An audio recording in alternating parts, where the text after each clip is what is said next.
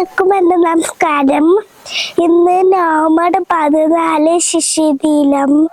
സുശീല ആശംസകളെ എല്ലാവർക്കും നമസ്കാരം. ഇന്ന് നമ്മൾ പറയാനാണ് എല്ലാവർക്കും സുശീല ആശംസകൾ. ചുണ്ടിൽ നിറയെ പുഞ്ചിരിയും കയ്യിൽ പനിനീർ പൂക്കളുമായി റോസാ പൂവിൻ ചങ്ങാതി